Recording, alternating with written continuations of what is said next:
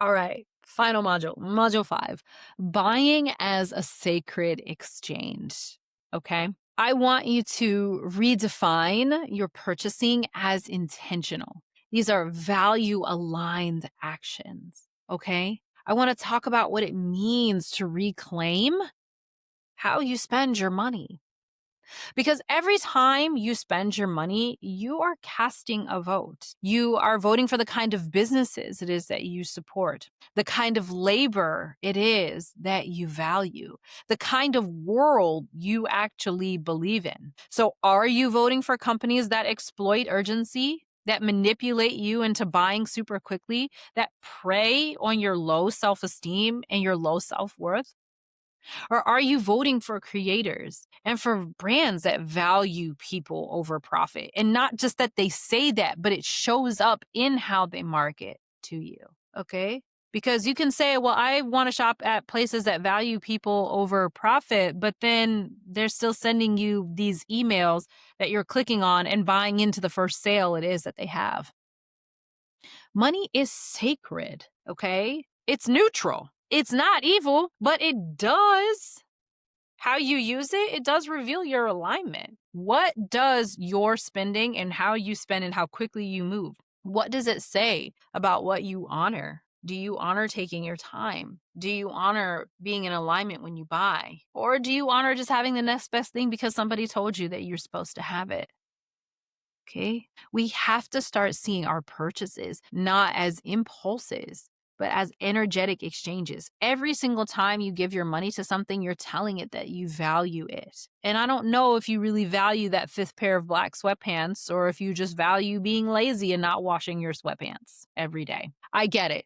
I own at least 4 pairs of gray sweatpants. I'm not one to judge. And I have inner work that I have to do too, right? But when we start viewing our purchases as energetic exchanges as opposed to just something that we bought on impulse, right? That reflects what we really want for ourselves, what we're really in energetic alignment for.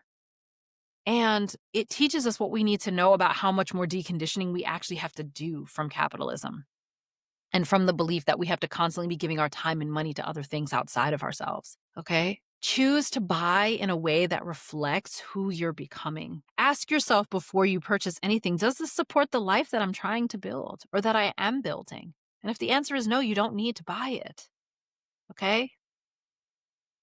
Buy in a way that reflects who you're becoming, not who capitalism says you have to be. And we talked about this again in other modules. It's like what capitalism tells you have to be and what it is that it says that you have to do. Is this purchase going to reinforce who capitalism says you are, or is it going to uplift the person that you are becoming? Slow down. Be intentional about it. Prime Day comes like twice a year and it's here for like a week and a half. You don't need to shop every single Prime Day.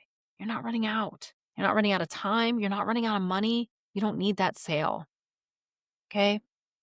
I hope that this set of modules and teaching you about anti capitalist buying and understanding how these companies market to you in a way that's designed to keep you in this hamster wheel of buying, to never let you off of the hamster wheel of not enoughness because you have to stay buying. I hope that this taught you how to recognize it, how to see how the way that they market to you is designed to keep you feeling like you'll never have enough money, that you'll never be enough to afford the things it is that you want, and that none of that is true. And that the brands that you really love and you really want to shop with and that really care about you won't rush you. Anytime somebody wants to come into my coaching programs or they say that they don't have the money or there's spaciousness that's missing, I always try to get to the root of what it is that they're feeling. But at the end of the day, if they're like, no, I just don't have it right now, I don't rush them. When they're ready, they will come in. And if my prices get to a point, which they will, where my one on ones are super expensive and they can't afford it then it was never meant for them to work with me in that capacity. I don't rush them. I don't make them feel like, oh, well, you don't believe in yourself enough if you don't come into my work right now. I don't do that. Okay. Because I value you as a human. I value you as an individual. I value you as a soul. I value what it is that you have to offer yourself and the immense goodness that you can do if you just allowed yourself to breathe for 5 minutes without falling into a trap that you have to be somewhere else or buying from somebody else. Okay. Value yourself, value the way that you circulate your money in and out towards you. Don't let these companies and these brands fool you into believing that you're running out of time and that if you're not buying their next, latest, greatest thing, that you're not worthy of having what it is that you want. You are. You just have to believe that about yourself. Tell me in the comments and tell me in the discussion area which part of this felt the hardest for you to digest, the things that came up for you that were like light bulbs going off in your head. And I'm so excited to support you through the rest of the Institute.